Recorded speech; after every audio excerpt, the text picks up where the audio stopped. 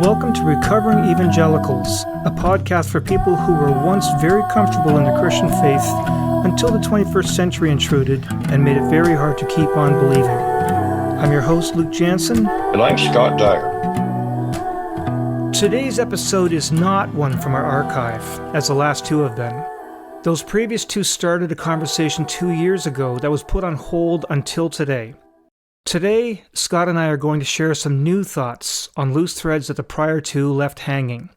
We chose those two for re-release for several reasons.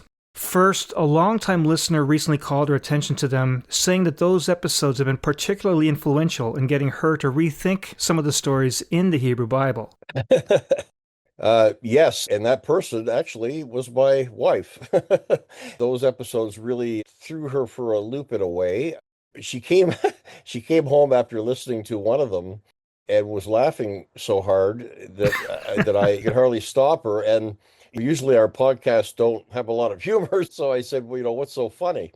And she said, I was listening to the scholar and Luke talk about how it might have not have been millions of people. It might have been maybe just a few people that left. And I started having these thoughts in my head, almost like a Monty Python movie or something. It struck my funny bone. But one of the things that really bothers her quite a bit is why, having been in the church all her life, is she just finding out about these kinds of things now? Right. Like, why is this stuff never discussed in the church? It's never talked about from the pulpit. It's all related as if it's the Charlton Heston version, right? Yeah.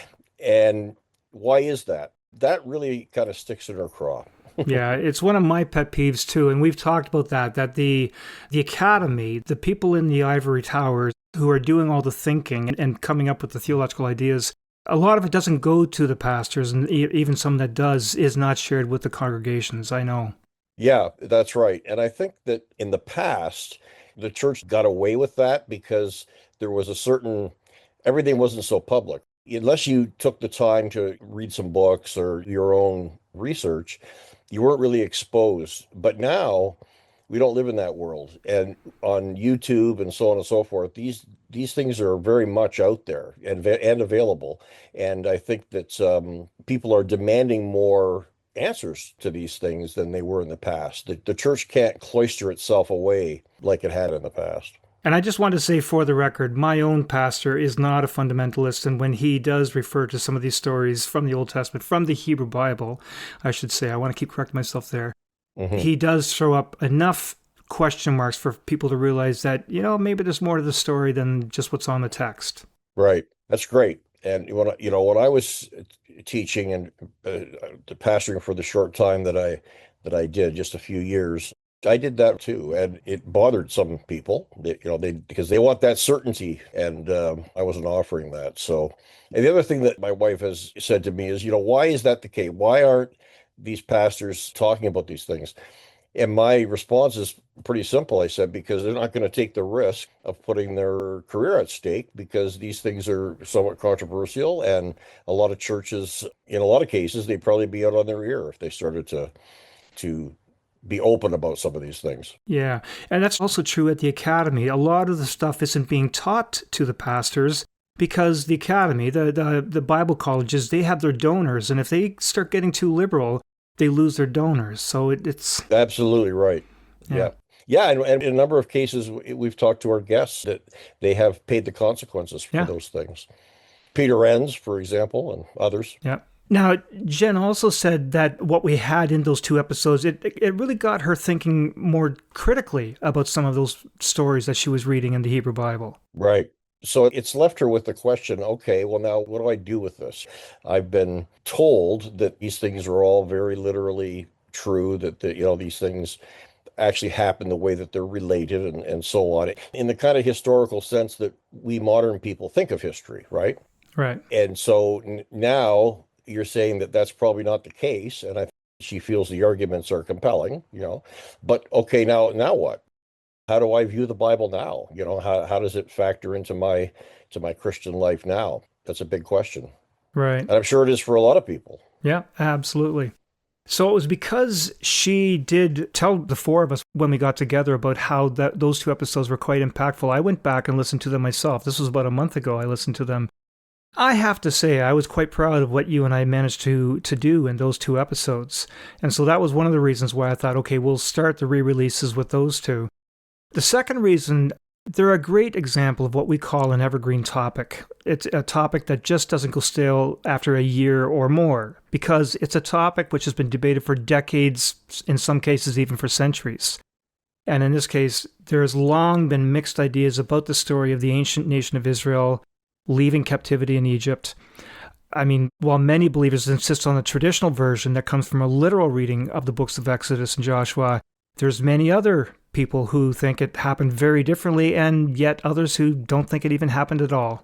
Yeah, and of course, the day we're living in, the age we're living in right now, these things are so relevant because of what's continuing to go on in the Middle East. And Yeah, when you listen to people like the leader of Israel, Netanyahu, talk about how this is their ancient homeland, these things are still extremely relevant. And what's fascinating to me is that many of the leaders in Israel, generally the Zionist movement, is not really a religious movement. Most Zionists, especially the ones coming out of, well, they all came out of Europe, were very liberal, mostly atheists.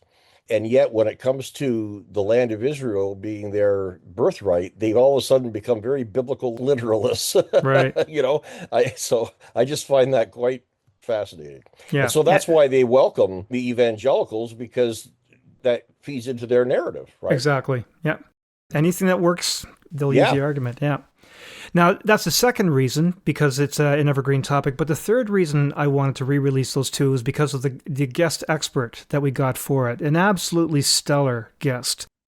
Here's the thing. I had wanted to find a scholar about this question, but I wasn't going to settle for just any scholar on a number of levels. For starters, I didn't really want to talk to a theologian, because almost by definition, the majority of them will be already committed to the veracity of the biblical text, even before they would start any careful thinking about things. And even if they did have any private doubts about parts of the story, or even the whole story in general, I know that a lot of those would not want to jeopardize their jobs and or their reputation by being openly critical of the text or the tradition. You just finished saying that, Scott. Yeah, no, for sure. Yeah, and you made reference to Peter Enns as one of many big names in academia and church leadership who have learned that lesson the hard way. So I didn't want to just get a theologian. Instead, I wanted to talk to someone whose profession was less about working with the biblical texts, which usually involves so many subjective assumptions and interpretations, not only on the part of the readers of the text, but also the writers of those texts. So I wanted expertise to be less about a biblical text and more about digging in the dirt to find artifacts, hard evidence like bones and pottery and buildings, tools and weapons, and maybe sometimes even manuscripts, Jewish or otherwise, all of which have a sense of being more concrete and less open to interpretation, and which can be objectively tested and measured by radiometric dating, by genetic analysis, and a lot of other scientific techniques. Well, there's the scientist in you coming out again. And I agree. The only problem is that when we're dealing with ancient history, the evidence is scant, Right. and this is why biblical archaeology, of course, is such a fascinating topic, but it's also fraught with a lot of, because it's biblical archaeology, right? Exactly. There's a lot of scammers out there. It can be very unscientific, so it can be very challenging to find legitimate, true archaeologists who are not preloading the gun. Right. And in addition to being an archaeologist, I wanted to get a scholar who understood the Jewish culture on a personal level even, who was perhaps less influenced by Protestant thinking.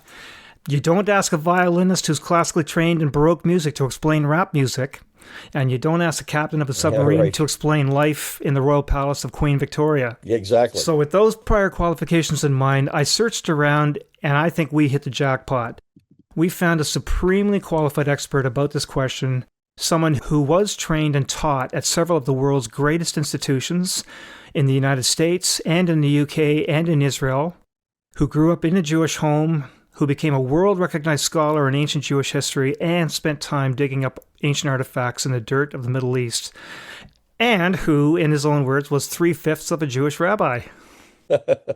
Yeah, no, he was a fabulous guest, and I think we really did hit the jackpot. And he was entertaining. He was a great Yeah. jokester. And here's the thing. We got Richard on, Richard Elliott Friedman, as the expert to tell us about the Exodus, and he didn't say the Exodus didn't happen at all.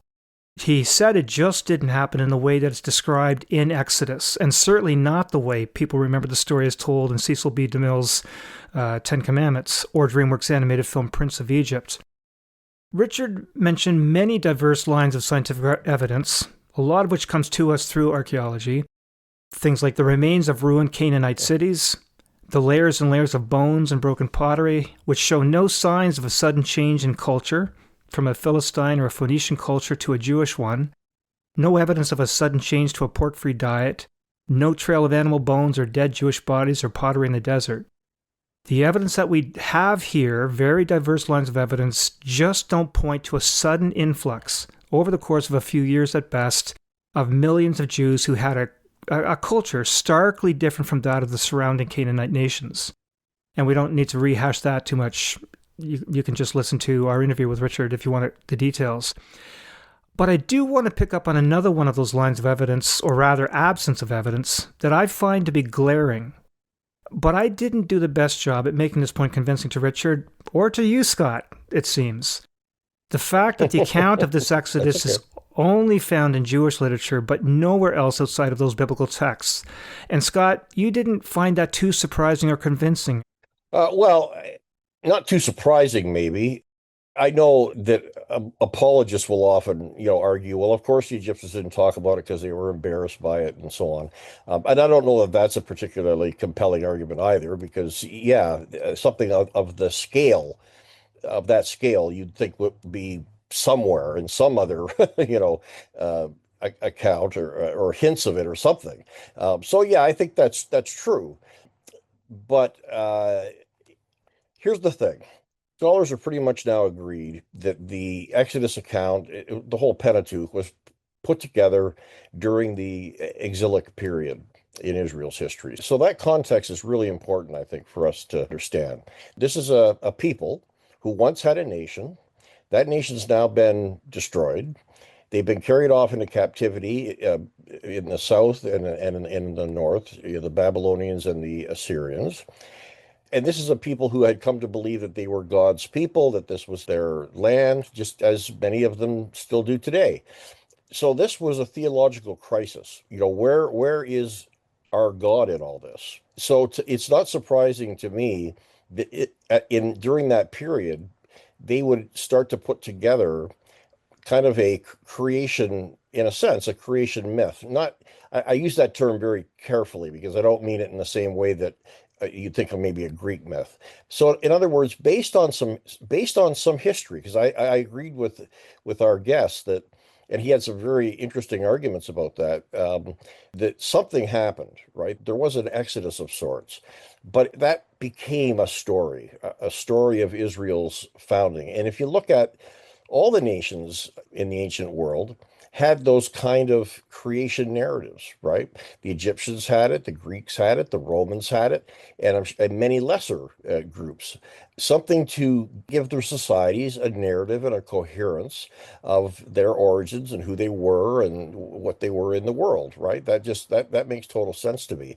And this, to me, is the Jewish version of that. This is the Israelite version of that, right?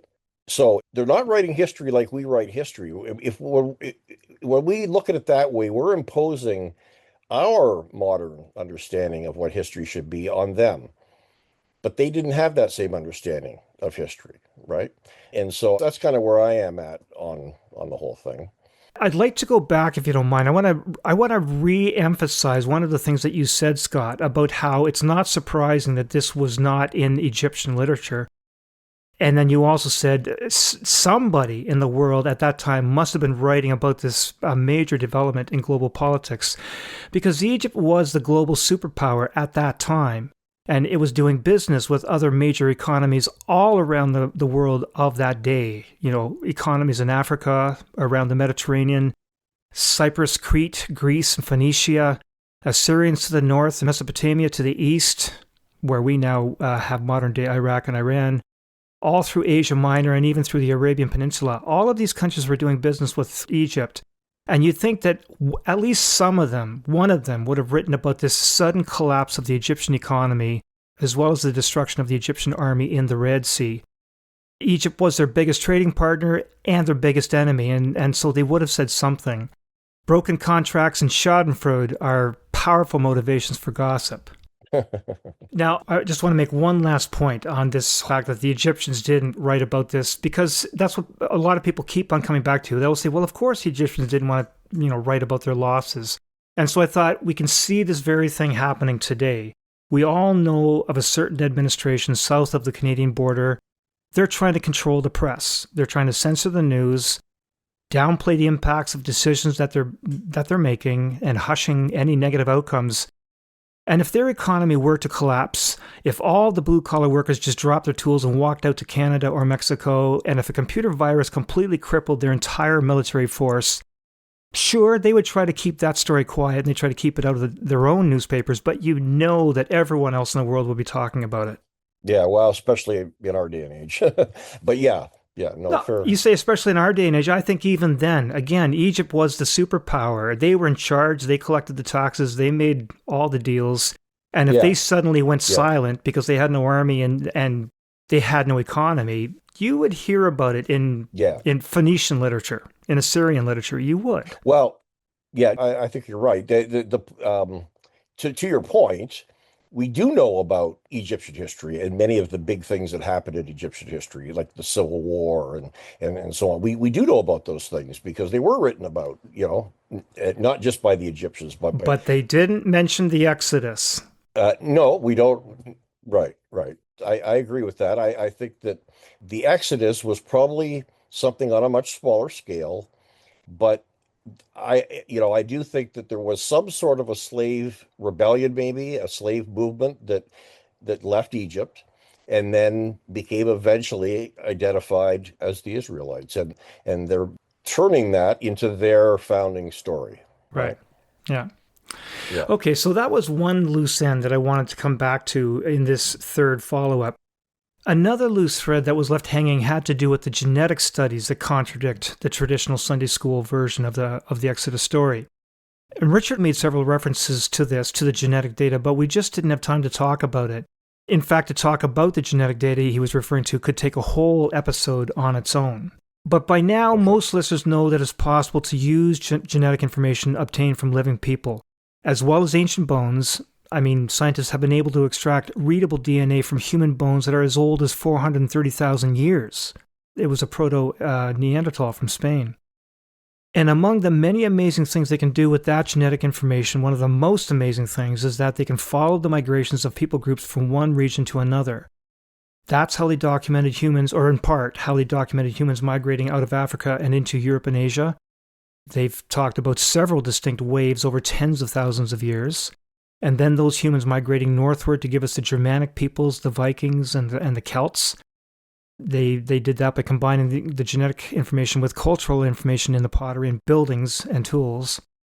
And in the same way, other humans migrating in the southerly direction to give us the Polynesians and Australian Aboriginal peoples, or migrating due east and over the land bridge that connected Asia to the Americas and then down to the tip of South America to give us what we now know as the American indigenous nations and the Mayans and the Aztecs. Genetic techniques can trace migrations that took place over thousands of years and around the globe, but they can also follow migrations that took place over a few decades and just across, well, even a county line. Many of our listeners have done this by sending a cheek swab to 23andMe and then getting a printout of their genetic lineage and a list of possible close relatives. So it's an incredibly powerful technique for following human migrations with a very high degree of resolution. Yeah, on that note, though, I'm just curious. I know with like 23andMe and the other one, the Ancestry.com one, they're only as good as the data they've collected, right? So there is kind of a caveat there that as they collect more and more data from more and more groups, that resolution does become more and more fine-tuned. Right, yeah. So I don't know. I'm not sure if that plays into any of this. How definitively can we say that some of the things that you're about to say. Well, it's definitive enough that it's used in paternity lawsuits, and it can Okay. solve crimes. It seems to work very, very well. That's all I can say. I'm not a Yeah, that forensic scientist. okay, okay. I mean, that is a little different. Like solving a crime or whatever, that's a different kind of analysis than what we're talking. What we're talking about is kind of population genetics, and you have to have a lot of data to be able to really show, and that's why I know that they're saying with some of these things like 23andMe and so on, that you have to be careful about reading those results because as they get more data in, those results could change. That's all I'm saying. You have Right. to be careful. Sure, sometimes they can use the DNA to pinpoint an individual. They have markers that they will go for to say, out of the billions of people on the planet, this one Right, fits, just like 10 people on the planet, that right. kind of thing. But they can look at other markers Yeah, and say, okay, whoever it was, we may not know, we may not have their information in the database, but we know it was a Caucasian, we know it was a male, we know that yeah, they, yeah. so they can tell a lot just from the DNA. And that's the whole Right, point of this. right. Oh yeah, And when you right. couple the DNA with when the bones from which the DNA comes, when you find the bones together with pottery and cultural artifacts, Mm-hmm. you can Mm-hmm. then learn about the culture and show its migration. Right, right. So Yeah. So, using that very powerful technique, geneticists have looked at the migrations and the mingling of various people groups in the Middle East. The geneticists were able, and I did some back searching, and there's no way I can convey to you all the things that I found. There's just been so many studies. But to summarize it very quickly, the geneticists were able to discriminate DNA from Jews versus Arabs, Jews versus Egyptians, Jews versus Samaritans, which are also, they're descendants of Ephraim and Manasseh, so they're very closely related to the rest of the Israelites. And there have been genetic studies that focused specifically on genetic markers of Levites, and then many other genetic distinctions. And here's the point. As they dig down through the layers of soil that go back thousands of years, gathering genetic samples from bones that were unearthed in different settlements, Jericho would be one, for example. We all know the story of Jericho, or the reported story of Jericho. Together with the pottery, the scrolls, and other cultural artifacts, what they don't find is a series of layers deep down, very deep down, which contain DNA from one group of people who can be traced back to Canaanites. And then all of a sudden, in the upper, more recent layers, a sudden and complete change in the DNA profile, an entirely new genetic profile, which is completely Jewish in nature. And this is what you'd expect, in fact, you'd require to find if the literal reading of the story from the books of Exodus and Joshua were historically accurate. Instead, what the geneticists find is this continuous mixing of Canaanite DNA, Philistine DNA, Israelite DNA, Samaritan, Egyptian, Assyrian. And the story that makes most sense of the data is that people groups were constantly moving. The region we now call Palestine was a melting pot of all kinds of people groups. Again, Philistines, Phoenicians, Aramaeans, Egyptians, Assyrians, Babylonians and Persians, and Jews. And more to the point for this podcast, there were numerous migrations of Jewish groups out of Egypt into the land of Canaan, not just one big one. Right. And the artifacts we find along with the bones and genetic markers from those Jews in Canaan, their pottery and buildings and manuscripts, even biblical manuscripts, the artifacts tell us that those Jews were constantly borrowing religious ideas from the local peoples. The worship of Baal, Asherah, El, Dagon, and Yam. You can read about these in the Hebrew Bible. Again, the book that Christians previously referred to as the Old Testament, and we should all stop trying to refer to it as that. Along with constant reminders and warnings to stop worshiping those other gods. You look in some of the Hebrew texts, the Hebrew books, and you'll find constant references from the prophets to stop worshiping these other gods. Those warnings would not be there if the Israelites weren't doing that. And then one of the last migrations of Jews from Egypt was a group who also could be traced to the Abrahamic line, these ones identified as Levites, and they brought a knowledge of a different God, Yahweh, along with a lot of Egyptian religious imagery. That influenced the building of their ark and their temple. Even circumcision, that was practiced in ancient Egypt before Abraham was born. The Levites gave their Israelite brothers a national identity and a new religion, Judaism. So the scholars' version of the Exodus story looks completely different from the traditional one that we all learned in Sunday school. And there's a parallel here with what we see happening with the creation story. Not Scott, you were talking about creation stories, but I think you were referring to origin stories, national origin stories. Right. Yeah. But Correct. I'm referring here to the creation story. You know, where did the universe, where did life and animals and Right. people come from? And there's a parallel here with traditional literalists believing it took place dramatically in 6 24-hour periods just a few thousand years ago through a process that seemed to defy normal physics, but scholars saying it took place more naturally, more organically, over billions of years and through processes that use normal physics, chemistry and biochemistry. And in the same way, I now see the Exodus story playing out in a more natural and organic way as well. We can still have the same starting point in these two different versions of the story. A person named Abraham leaving a Mesopotamian culture in what is now called Iraq, migrating with some of his family religious ideas, gods and idols, having children that give rise to a variety of clans that we now call Arabs and Jews, one of those children being Jacob, who brings his 12 sons to Egypt and becomes absorbed into that culture. I don't know if science will ever dispute that part of the story. I don't think science has to. That's not my point. But there's a huge difference between the two versions of the story when it comes to how those 12 tribes later leave Egypt and make their way to Palestine. I'm not going to recount the traditional version. Everybody knows that story. But the newer version of the story, following the evidence to where it leads, claims that over the course of time, possibly even 400 years, and periods of enslavement or expulsion, or people just getting up and leaving, those 12 clans leave Egypt in various waves of migrations and eventually find their way to Palestine. When you look at a map of the Middle East, it makes sense that they all meet up in Palestine. I mean, when you start from where the power center of Egypt would have been located, in the northeast corner of Egypt where the Nile River meets the Mediterranean Sea, you can't really migrate any further north because of the Mediterranean. And any migration west or south takes you into deserts and or deeper into Egypt, the very empire you're trying to get away from.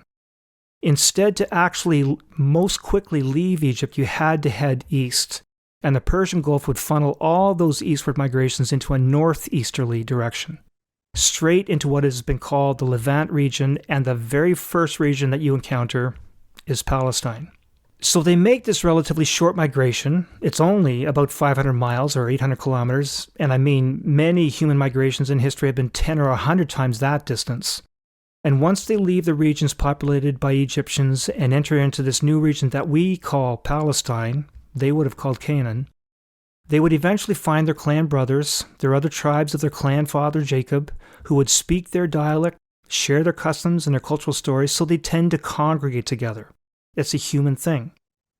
At the Right. same time, though, they borrowed from the surrounding culture, at least until their cultural brothers, the Levites, arrived with a whole new set of religious ideas. That's the story that Richard was telling us about. Yes. So, yeah, I like your comparison to the creation narrative as well, because it's the same kind of thing. We have two stories, right? We have the story of the Genesis, and we have, I guess, the scientific story, right? Yeah. The things we know about creation, and we've talked a lot about that. And how do those two things fit together? Did they fit together at all? Does it matter? That kind of thing. And I think the same thing applies here. That once we come to terms with the things that you're saying, and I agree with you. It seems to me that that this new nation of Israel, which again is now in exile, right, has been destroyed.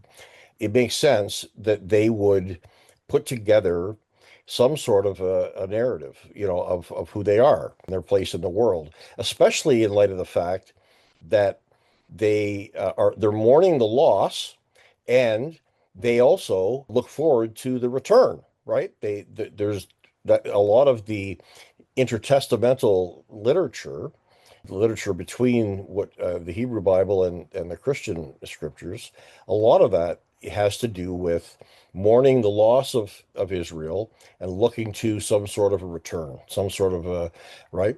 And put it in that context, the Exodus story makes a lot of sense. Is it true in the sense of what we can, because we have this idea of truth that I think is, again, quite different than the ancients did, right? Truth for them was much more to do with how do we live in the world? What's our place in the world? How do we live in the world? These are the important things. Whether there was a literal pillar of fire, whether there was a literal crossing of the Red Sea, where like in the Cecil B. DeMille version of it, and so on. Those are really important questions for some of us, certainly in the evangelical world they have been. But I'm not so sure how important what was more important, I think, to the Israelite community was this God that they believed in. How is he active in the world? What does it mean to be obedient to him? What does it mean to be disobedient to him? How do we live our life? Those are the kinds of things that I think that Exodus and other parts of the Pentateuch are trying to address in their own unique way, not in the way we would, and not in a historical sense, in a kind of a quasi-historical sense. There's history there, just like our scholar friends, we talked about that there's history there. Things happened, but then they're being put into a narrative. They're being put into a framework that speaks a lot about what the Israelites believed about their Right. God. And what they believed about their God changed. It evolved over centuries, right? Well, this is a great segue to the next point that I wanted to make. So basically, this new perspective of the Exodus, we can talk about the historicity and that sort of thing, but let's now talk about what we can draw from that. This new perspective makes us rethink a lot of things that we previously believed. And the first point that I want to come to is exactly what you said, understanding God. This new perspective of the Exodus story leaves a lot of room for discussion regarding what kind of a role that God played in the formation of the people of Israel. Was he carefully orchestrating those migrations of the 12 tribes of Jacob over the course of hundreds of years, out of Egypt and the grand reunion in Palestine or Canaan, the Promised Land? Or was it a convenient accident, made more probable by the influences of geography and culture and the human tendency to bond with people who are most like you? And I'm thinking this is just like the creation story again. Did God actually carefully orchestrate every genetic mutation and geological and chemical reaction, or was much of it left to chance? And Scott, you and I, at the end of episode 190, we explored that whole question of whether God did not intervene in the process of evolution in any way, that it was all entirely random. Maybe the same thing can be said here about the origin of the nation of Israel and Palestine. It was all organic. Right. And maybe, paradoxically, it's both. And this gets into some more rather deep philosophical discussions about the nature of randomness, for example. And is it possible that in some paradoxical way, it is totally random, and yet there's something behind it? There's something working in that randomness. And those two things, of course, are opposites in a way. So yeah, it leads into maybe a deeper discussion. But the point is that I don't think it necessarily has to be one or the other. It has to be one or the other in a simplistic sense. I don't think we can believe that, like the design people do, that God is somehow watching things move along and then sticks his hand in there and he fixes a little thing there and it goes off again. That I think that we have to abandon that. But I think that in evolution and in history, there is randomness. There's just randomness.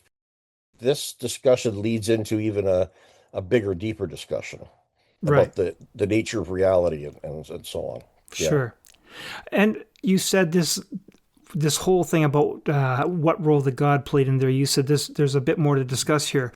Let's dig in a little bit deeper. There's that passage where God is meeting the people of Israel at Mount Sinai, and he's giving them their new law. And he begins that with the statement here. I'm going to read it. I am the Lord your God who brought you out of the land of Egypt. Does this statement have to mean only that he accomplished that bringing over the course of a few days or 40 years? Does it have to mean that a personified interventionist God actually said those words? We've shown many times before in this podcast that the Bible is very much a human account of things, and this would not be the only time that the ancient biblical authors might have inserted certain words into God's mouth. We talked about this in episode 98, our episode on divine violence, the story in which they claimed that God told them to slaughter their enemies. And even if the authors are correct in this example of God giving them this new set of laws at Mount Sinai, The human writers of this account don't say anything about exactly how God might have done this. Was it, again, over a few days or 40 years, or was it just an apparently random, multi-migrational movement out of Egypt and meeting in Palestine? Right.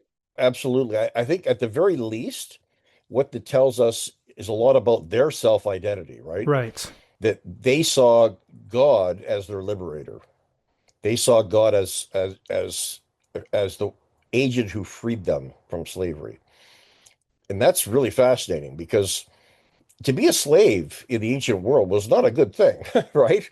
And to be a slave was to be the worst class of society. Yet this is a nation of slaves. And that makes, I think, the Israelites a very unique group, because they see themselves as once enslaved people.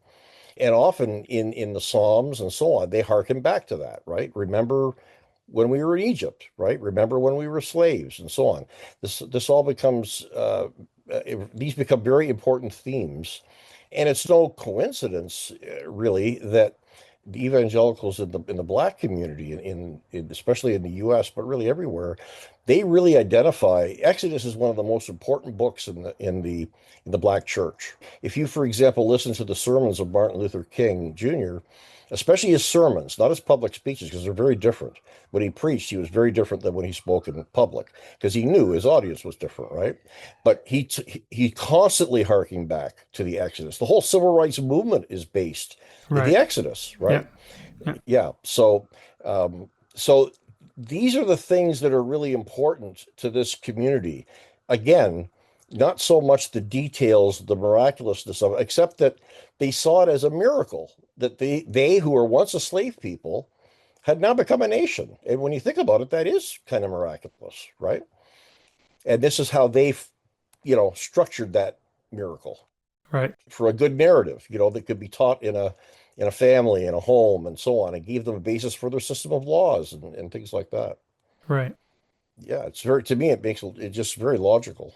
Okay, Scott, for the sake of time, I want to jump into Yeah. another loose thread from those previous two episodes. So, in that second one, around the 50-minute mark, when we were talking about the differences between the traditional version of the Exodus story and what I'll call now the modern version, let's call it that, you said, and I'm quoting you here, Scott, one could argue that the theological significance of the Exodus story is still valid, even if the historical reality of it was somewhat different from the narrative outlines.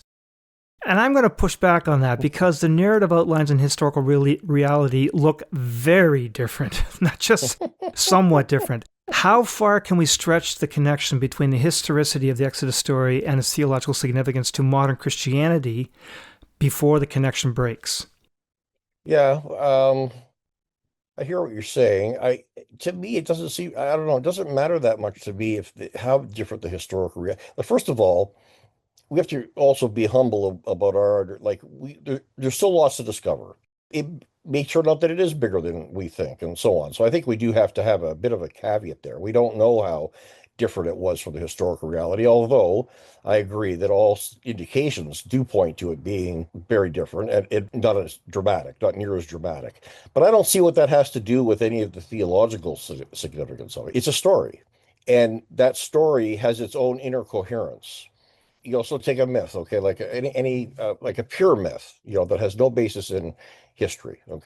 That doesn't mean that we can't learn a lot from a myth about life, about morality, and so on. In fact, that's the reason for them, right?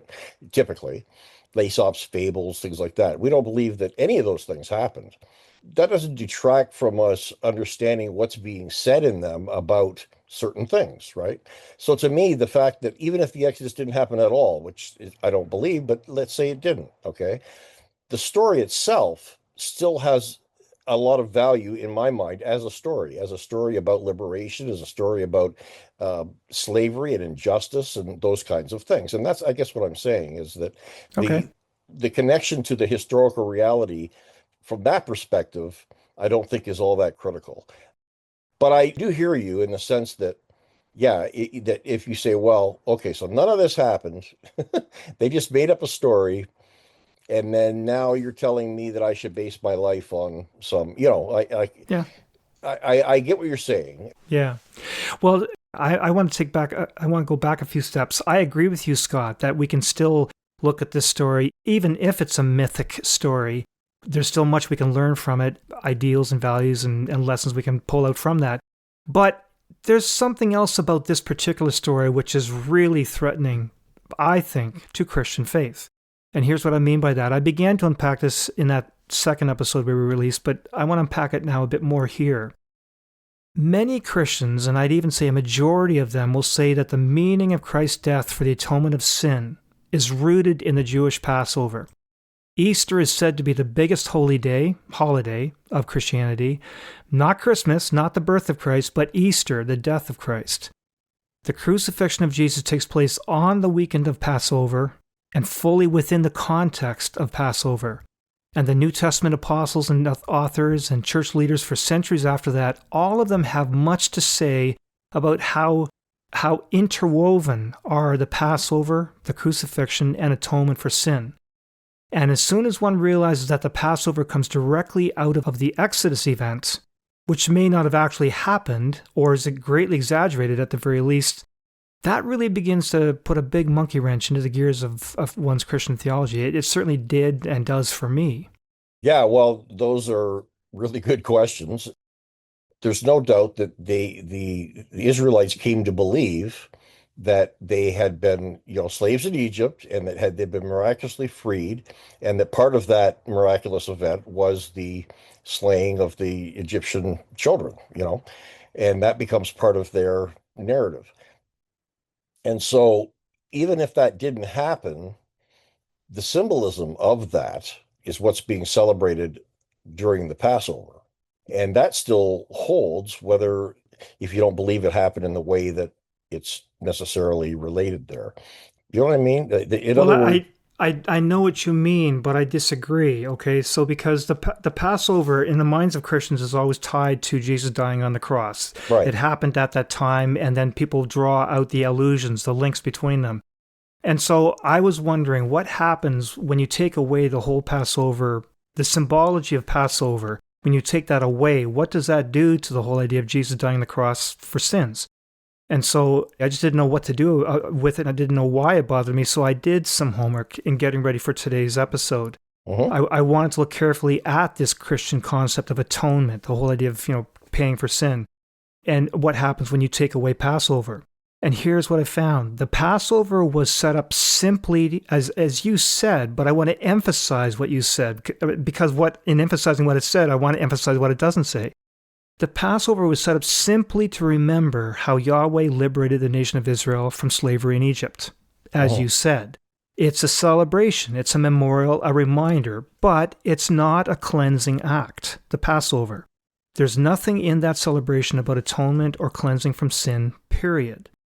Now, on the other hand, the Day of Atonement, on the other hand, was about atonement and cleansing for sin.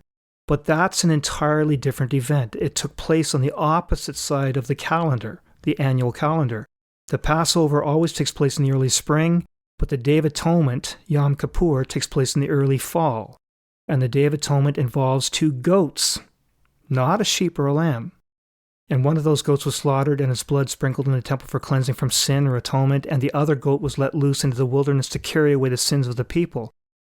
So my point is, the Passover is as different from the Day of Atonement as Christmas is different from Thanksgiving. They're 2 different things. And so how or why did Christianity get Christ's death on the cross, the shedding of his blood? How did it get that so tied up with the Passover lamb? And I just want to rephrase the question another way, and then I'm going to let you jump in. Maybe I should put it this way. What do I do with my understanding of the meaning of Easter when I learn first that the Passover had nothing to do with atonement for sin, and then second, the original Passover might not have happened at all in the way that I was taught? Yeah, those are both very good questions. To say, to understate it. Well, first of all, I think the Passover, we have to look at it. Why did it matter to Jesus? Again, assuming, we have to assume here, I guess, that the gospel accounts are correct, that Jesus did have a final Passover meal, and he did say some of the things that he said to the disciples. He talked about the Lamb of God, and and No, that was John. no, John that was actually said John. that. John Yeah. talked about the Lamb of God, but Jesus talked about. Sorry, I slipped that way. Jesus talked about his blood, right? The fact that he was giving his blood, and for the disciples, that he was about to make a supreme sacrifice. Now, again, that doesn't Can I necessarily. clarify on that Yeah, because we have done that yep, before? Yes, he said he's giving his blood for them, but he said this is the ransom for many. It wasn't right. I'm giving my blood to cleanse your sins. He said I'm giving my blood as a ransom for many, one life for the many. I mean, there's that Star Trek scene with Spock and Jim Kirk, but the whole idea of one giving up his life for the many. I can see that in the mind of Jesus, who thought he was the Messiah, the liberator of Israel. He was Right. going to liberate Israel. And I'm even wondering if he knew how this fit together. But in his mind, he realized, okay, I'm supposed to, for some reason, go to Jerusalem. I know I'm going to get slaughtered because I know they're out to get me. And I'm pretty sure it's going to end up in death. But I feel driven for some reason that this is going to liberate Israel.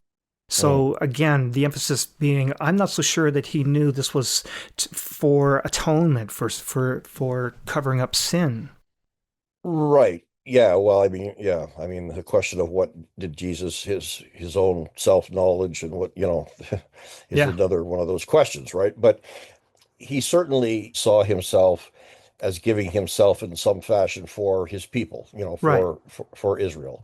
Yeah, I agree. Like, as far as kind of a nuanced atonement theory, if you want to call it that, doesn't really come about until it's really Paul, who really elucidates that, and that right, makes sense given Paul's deep Judaism and training in Judaism, that he would take the events of Jesus' life and death and resurrection and relate them to these various concepts, right? Such as atonement. And that's why I don't think we find it much in the Gospels, because right. they're not concerned with those questions. So the issue of the significance of Passover, I I agree. It's not the focus of Passover is not a pure atonement, and I don't think that. It's if I can interrupt, I Yeah, yeah. would you agree with me? It's got nothing to do with atonement. Passover has nothing to do with atonement for sins. Um, When the ceremony is described, when God says, take a lamb, I want you to do all these different things so that they can celebrate having been liberated from slavery. But there's no mention of payment for sin or the forgiveness of sin or the covering of sin. None of that in the Passover story. yeah, yeah. No, I agree with that. But how does Jesus then use that occasion to establish something new, right? Which he explicitly says, that he's establishing a new covenant, right? Right. Something different, right? And this is just to do with blood and sacrifice. So to me, he's using the Passover as the occasion to establish something new and different, but not necessarily the traditional. I agree that like atonement in the sense of Paul, of how Paul construes it, is not at the forefront of that story. That's not what it's about. It's really about Jesus' final message to his close-knit disciples that something bad is about to happen. He senses that, or knows that, and he's trying to leave them with the establishment of a new faith, and that the tragedy that is about to take place is the beginning of something new, not the end of something. Or, well, maybe it is partly the end of something too, but what's more important is this the beginning of something new. A new covenant, a new relationship with God, and so on. So I'm going to go on a limb here. There's many ideas on the theory of atonement. What is atonement? And we did we did 4 episodes on that way back when. I'll put links for that in the show notes. One of them would be that the purpose of Jesus' death was he was the moral influence. So Jesus' life and death portrayed a life of giving to the point of, giving up even your life for other people. And do good wherever you can, love your neighbor as yourself. That's the moral influence theory. Other theories they really dive into the whole blood and how God needed blood to forgive sins and penal substitution. Anselm's theory of atonement. So there's all kinds of different theories. Ransom theories, Ransom theory. Christus Victor, Right. those, yeah. And so my point is this. You mentioned how Paul is one who really brings out this idea of the Passover and Jesus' blood and atonement. Paul was a Jew. In fact, he was a very well trained Jew, a Pharisee, actually, if I'm not mistaken, right? Yes. Yeah. And so, in his mind, atonement was deeply about blood. He grew up with this whole idea of the goat, killing one goat and sprinkling the blood of the goat on the Ark of the Covenant. The other Yep. goat, you lay your hands on the goat, the priest would, and say, all the sins of the people go on this goat, and then they chase it out into the wilderness. Right. So blood was very central to atonement through their whole life, their whole story, their cultural history. God needed blood to forgive sin. Right. And here's where I'm going to go out on a limb. I live in a different world where I don't believe I need to have blood to forgive someone. I don't know Right. how blood is needed to forgive someone who killed my brother, Right. just shedding of blood. And so I come from a different perspective, and I relate more deeply with the moral influence theory. So maybe I'm just making a statement and not asking a question. I'm just saying I can't relate to this blood for covering sin. I don't understand that, but I Right. can see how in an ancient Jewish culture that made a lot of sense. Right. Right. I agree with that. I think that like all of us, Paul was a man of his, not just his time, but a person of his culture and faith, like you said. Yeah, And so I think what he's struggling to do in his writings is relate all of that to what has happened in Jesus, right? right. And so I could see someone taking the angle that, okay, that was Paul and that was his experience. I don't really believe that God needs blood and stuff like that. So that part doesn't resonate with me. But on the other hand, the idea of being free, that in some way, through what Christ has done, through Christ's obedience, a new day has dawned, and we can now be part of this new day and this new creation. That all, still has a lot of force. Just maybe some of the mechanics of it that are rooted in, a very Jewish understanding.